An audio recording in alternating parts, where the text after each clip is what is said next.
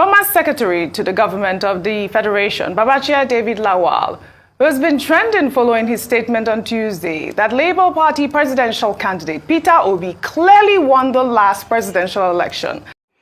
Yes, it's Peace TV on today's episode, and practically we are talking about a statement made by Babachir Lawal, and he's recently dragged, saying that APC is now an Islamic party, a Muslim party. That Peter Obi clearly won the 2023 presidential election. This is kind of touching to see in Muslim, Should I say Muslim? And I want someone coming out to say the truth, But, as it stands like this, the corruption is much in the country, so we can't really say at this point. We can't really say who is saying the truth. We can't really say who is, lying. But all the same, I would like you to watch the video on the next and also hear him and hear everything he has to say about the February 2023 25th election and how it went down, and hear him explain how Peter Obi won the February 2023 elections. Thanks for watching. It's Peace TV. And please don't forget to follow us on our social media platforms at Peace TV. Thanks for watching. Lawal, in a statement on Wednesday, said that he has been approached by some key allies of President Bola Ahmed Tinubu after he made the statement on Tuesday. Felix Morka, a spokesman for the All Progressives Congress, while reacting to Lawal's statement, described him as incapable of rational thought.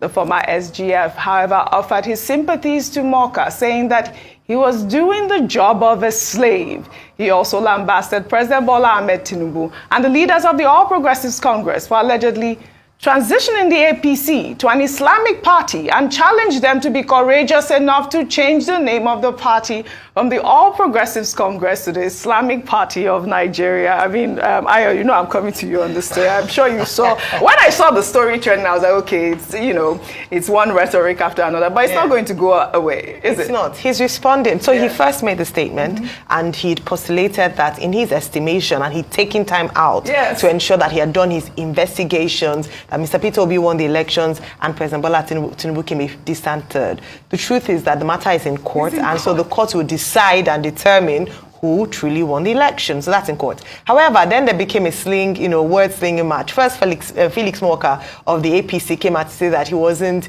I can't remember the exact terms, but very unsavory terms used to describe him. And then Mr. Babachir Lawal, who was ready for, for anyone, came back and then gave them a detailed analysis of how he described not just Mr. Felix Morka, but the APC as a whole. He went back down memory lane, talking about how they started the APC, that the APC was meant to be a national party with national spread, representing the national interests of Nigeria and Nigerians. Hence why they were very particular about zoning, ensuring that the chairman and the national secretary would not be from the same zone or from the same religion, so that they had the spread and appeal to all Nigerians. However, unfortunately, what we see now is what is now called, or he now terms APC as an Islamic party. Now that is, open to conversation and discussions and to see the merit of what he says. Of course, the APC came under intense criticism for fielding a Muslim ticket, despite all the explanations for it, married to a Christian and the likes. The system and what we have on ground is that we do have that government in place, and a number of people have said it's not reflective. A number of criticisms, of course, under this administration is with appointments. In fact, Mr. Lawal said he has not made any competent appointments. I beg to differ. Earlier today, we had Dr. Olubumitunji Ojo, who is one of the appointees, and I must say that he's done quite well, and a few other people. Not to say there haven't been some people who have been mute. We haven't heard from some ministers at all in terms of their plans. People started raising questions as to this competence that the president said was going to bring in as part of his, genius way of leadership hasn't quite materialized. I believe it's, if I said something really important earlier today about public opinion and the importance of Nigerians being involved, and actively so, in governance, and being free and able to air their opinions as to how they see governance, and no one should shut them up. Absolutely. Everyone has a right to speak and to give an opinion, of course, as long as it's legal and it's not against, there are no laws, or it's not slander or libelous. But it's important for us to be able to share ideas like this, and people should think. One of the things that is done is to guard people and actually stopping us from thinking and actually having an idea or opinion about the way that we are governed. Are people happy? Are people suffering in terms of what he said? Yeah, we see that, in terms of inflation, people's purchasing power, people have been plunged into poverty more and more. In terms of the people appointed, there are a few good ones and a few not so good ones. But also in terms of the APC, we have seen, look at what happened in the House, in the Senate between the Speaker, between the President and the Chief Whip. There does seem to be that the glory days of the APC perhaps is not what it used to be. Yeah. And the tenets of what the people who founded the party used to be. And Mr. Lawal can certainly speak because he was part of that foundation. Yes. And so a few things that we must take out from what he said, right. And also, aside from him declaring Mr. Peter Obi as president, that's the court to decide. Yeah. That's all I like that statement you made. He was part of the foundation. Rufai, how did you feel when you saw that statement?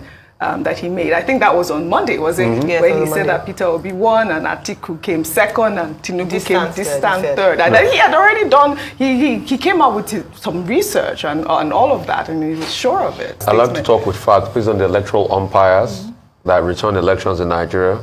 President Bola Ahmed Tinubu won the elections. Atiku Abubakar came second, Peter Obi came third. I don't know where Mr. Babachi Lawal saw his results from. And I have to state that because I always deal with facts. Yes, there's a case in court. The court will determine and make its decisions, and that's what we abide by. Secondly, as regards all the other things he said, yes, there are some things that he's spot on, and there are some that he's not spot on, as was rightly said.